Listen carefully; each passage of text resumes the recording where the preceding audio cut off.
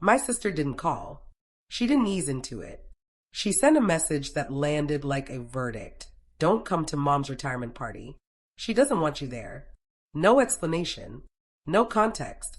Just a single sentence that erased me from something I had built with my own hands. What hurt even more was the tiny notification beneath it. My father had reacted to her message. That was his way of choosing a side without having to speak. I didn't argue. I didn't ask what I'd done wrong. I didn't plead. I replied with one word, okay, and then I quietly stopped funding the entire event. 7 days later, everything they'd planned without me began to unravel. My phone wouldn't stop lighting up, missed calls piling on top of each other. And that was only the beginning.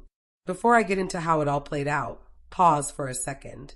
If you've ever felt erased by the people who were supposed to protect you, you'll understand this.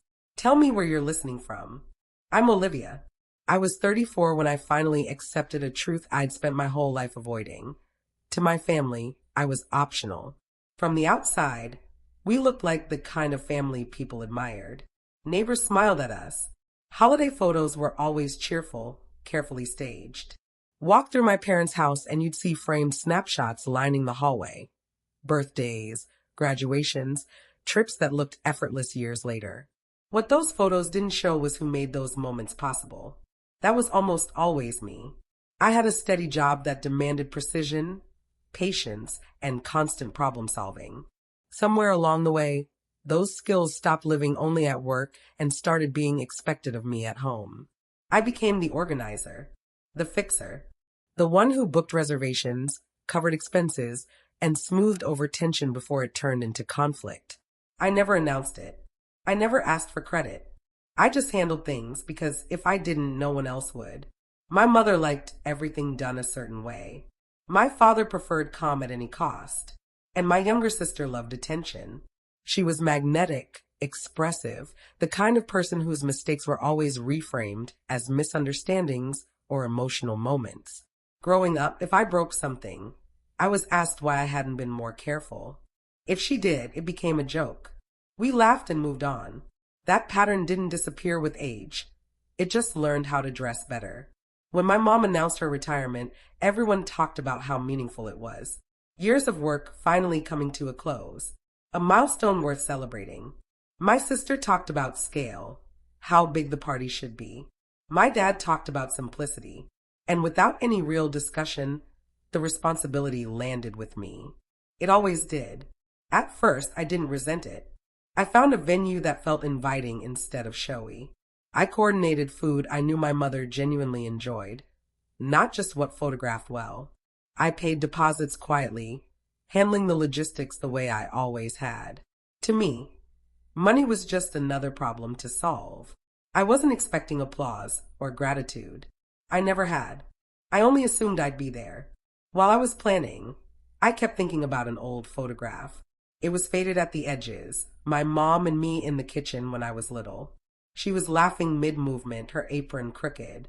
I was holding her hands, off balance, but smiling like the world was safe. I didn't realize how tightly I was holding onto that memory until later. Maybe part of me believed this party could bring us back to something like that.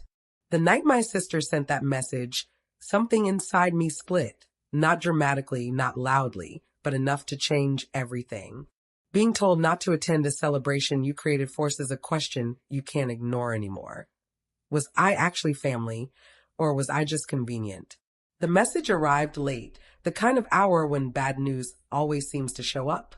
I was at home, shoes kicked off, the room lit by a single lamp. My phone buzzed on the table. I didn't rush to check it. Most notifications were meaningless anyway. Then I saw her name. No greeting, no build-up. Just the sentence. I stared at it far longer than I should have, my mind scrambling for an explanation that didn't exist. A misunderstanding. A mistake. Anything. My sister had always been blunt, but this wasn't blunt, it was precise. Then I noticed the reaction underneath. My father had seen it, and approved. That detail cut deeper than the message itself. He'd spent my whole life calling himself neutral, insisting that silence was the same as fairness. He believed peace came from not getting involved. I used to think that meant he was wise, That night, I realized it just meant he was willing to let me absorb the damage. I set the phone down. My chest didn't ache the way it does when you're about to cry. It felt colder than that. Clearer. I didn't pace the room. I didn't type out a defense I knew would be ignored. I answered with one word and nothing more. Then I opened my laptop. The venue confirmation email was still there. I checked it earlier, making sure everything was ready. I didn't hesitate. I started reversing every decision I'd made. Each cancellation was quick and quiet. No arguments. No drama. Just efficiency. The payments vanished one by one, as if they'd never belonged to the event at all. What stunned me most was the calm. I expected to wake up heavy with regret or anger, waiting for an apology or at least an explanation that made the message make sense. Instead, the morning passed quietly. Then the afternoon. Then another day. No calls. No awkward check-ins. Just absence. The kind that answers everything without needing to speak. They weren't unsure of themselves. They weren't wrestling with guilt.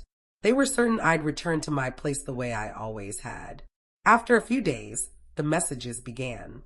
My sister said I was overreacting. My mother wanted to know why plans had stalled. Not one of them asked how I was holding up or acknowledged what had been said to me. They spoke as though the issue wasn't their words or actions, but the fact that I had stopped smoothing things over. That was when something inside me shifted. It wasn't dramatic or explosive. It was quiet, settling low in my chest. I understood then that if I stepped back into the role they'd carved out for me, nothing would ever change. There would be another gathering, another expense, another boundary crossed and excused with the same word, family. For the first time, I didn't rush to repair the distance. I let it exist. Something told me this wasn't the worst thing they were capable of, and that instinct was right. The day of the party arrived without fanfare. I woke early out of habit, my body still wired to manage problems that were no longer mine. I reached for my phone automatically, then stopped. There was nothing to check. No confirmations to send, no last-minute fixes. Instead of heading toward my parents' house, I drove the opposite way. I spent the morning tucked into a quiet part of the city, somewhere anonymous, where my last name meant nothing. The air felt lighter there, like I was borrowing a version of life that didn't expect me to perform. My phone lay face down beside me.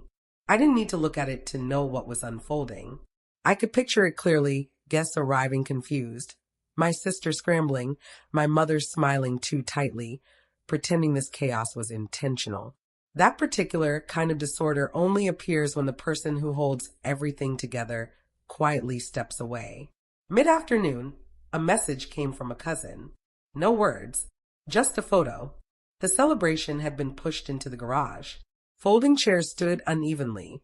A sagging banner clung to the wall, its letters curling like they'd lost the will to hold on. Many of the guests I'd personally followed up with weren't there. They likely assumed the event had been canceled. My sister stood near the center holding a store-bought cake, as if it were evidence she'd done her part. Her face wasn't proud. It was tight, calculating. I turned my phone off. That evening, the calls began. My sister first, sharp and furious, accusing me of destroying everything. My mother followed, demanding answers as if confusion had suddenly become her role. My dad left a voicemail that said a lot without saying anything at all.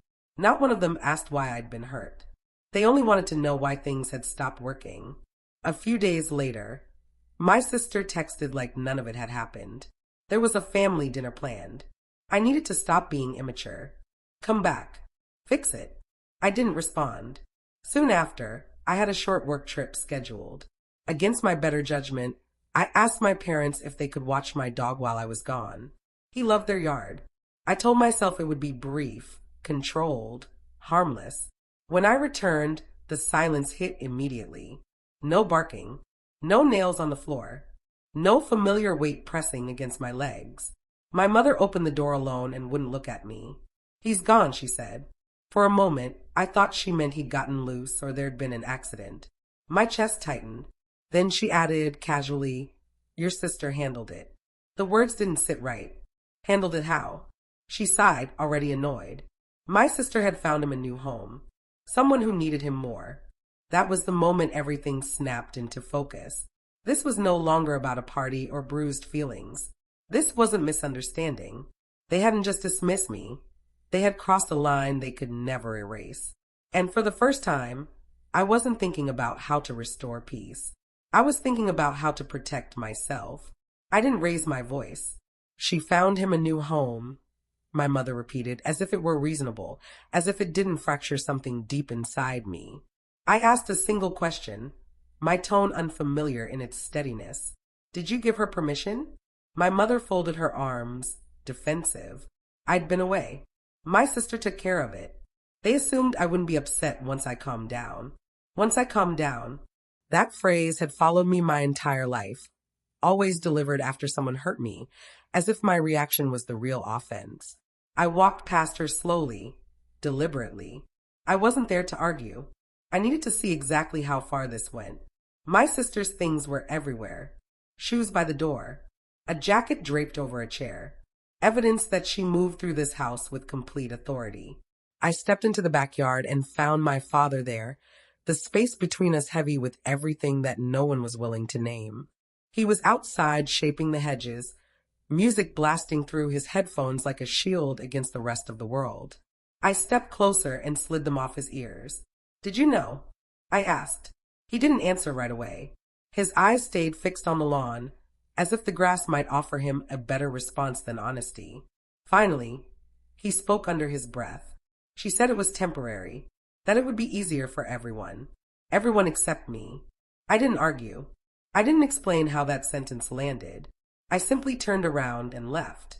I sat in my car longer than necessary, gripping the steering wheel, breathing through something that felt like grief tangled tightly with anger. And beneath it all was a sharp, undeniable clarity. What they had taken wasn't symbolic or emotional. It was mine by law, and they'd taken it because they were confident I wouldn't push back. They misjudged me. That night, I didn't call my sister. I didn't show up demanding answers. I didn't send paragraphs of hurt disguised as questions. I gathered evidence instead. Adoption records, vet bills, registration papers, payment histories, every document with my name on it. Proof that this wasn't about feelings. It was about ownership. The next morning, I made one call. Not to family. To someone whose job wasn't to keep the peace, but to enforce the rules families like mine like to ignore. I laid out the situation calmly. No tears. No drama. Just facts. My dog had been sold while I was out of town. Without my consent. There was a pause. Then the voice on the other end said, "That's not a family dispute.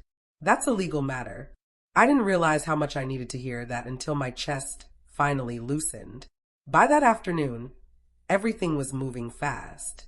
When officers arrived at my parents' house, my mother looked genuinely stunned, like she couldn't believe I'd involved anyone from outside our circle. My father stood behind her, silent as usual. My sister wasn't there yet. Before anyone asked, my parents began explaining. "She's exaggerating. It was a misunderstanding. We were only trying to help." The officers listened, then turned to me. I handed over the paperwork one page at a time. They read carefully, asked questions, nodded. Calm, detached, professional. Exactly what I needed. "Who sold the dog?" one officer asked. My mother hesitated. That hesitation said everything. "My daughter," she admitted. "And where is she now?" "She's on her way." When my sister pulled into the driveway, she stepped out smiling. That familiar, effortless smile she'd always used to escape consequences. It faded the second she saw the uniforms. "What's going on?" she asked, her eyes darting. One officer spoke evenly. "Did you sell a dog that doesn't belong to you?" She scoffed. "I didn't sell him. I rehomed him. It was the right thing." "Did you have permission from the owner?" She opened her mouth, shut it, rolled her eyes. "She's being dramatic." I knew she'd calm down. That was the moment it broke. Not when the law was explained. Not when the documents came out. But when she realized charm wasn't going to save her this time. They handcuffed her. My mother screamed. My father shouted that it was unnecessary, that we could talk it out, that this was family. The officer didn't even turn toward them. Being family doesn't give you the right to sell someone else's property. I didn't feel victorious. I didn't feel satisfied. I felt still. At the station, everything became quieter, more procedural, less emotional. I sat in a hard plastic chair, hands folded, answering questions I'd already prepared myself for. They told me how much he'd been sold for, an amount so small it made my stomach turn, like his life had been reduced to a convenience fee. They asked if I wanted to press charges. I asked for the night. That evening, my phone filled with missed calls and voicemails I didn't listen to. I went home to an apartment that felt wrong without the sound of paws moving across the floor. I barely slept. The next morning, the call came. They'd found him. The moment I walked into the station, he knew me. He ran straight toward me, his whole body shaking with effort and relief. I dropped to my knees and held him, breathing him in, anchoring myself to something solid and real. I pressed charges. That decision shocked my parents more than anything else. They thought getting him back would be enough, that I'd smooth everything over like I always did. But this wasn't about revenge. It was about drawing a line that couldn't be erased. The legal process moved forward. Restitution was paid through official channels. There were no apologies, only resentment, only blame. That night, my mother left a voicemail. She started composed, then angry, then desperate. She said if I didn't let this go, I was choosing to walk away from the family. I deleted the message. For the first time, it didn't sound like a threat. It sounded like confirmation. They had built a family that only functioned if I stayed quiet. And I was finished with silence. The house felt different after that. Quieter, but not hollow. He slept pressed against my leg that first night home, like he needed proof I wasn't going anywhere. I didn't move until morning. The legal side ended without theatrics. No emotional reconciliations followed. Just distance, clean and unmistakable. I changed the locks, updated emergency contacts, removed names that had been there by habit, not trust. It was strange how simple it all was, how long I delayed something so necessary. My parents didn't come by. My sister didn't reach out. This silence wasn't punishment. It was the natural result of boundaries finally holding. Life settled. I worked. I cooked meals I actually liked. I took longer walks. I stopped bracing for the next demand. Sometimes I thought about how easily they'd erase me, and then I'd feel the warm weight beside me and remember why I stopped letting them. Peace, I learned, doesn't announce itself. It just stays. For years, I believed love meant enduring whatever your family decided to hand you. Now I know that if pain is the cost of belonging, it isn't love. It's control. Choosing yourself doesn't make you heartless. It makes you honest. If this story feels familiar, you're not alone. Share your thoughts in the comments, tell me where you're listening from, and subscribe for more real stories about boundaries, betrayal, and quiet justice.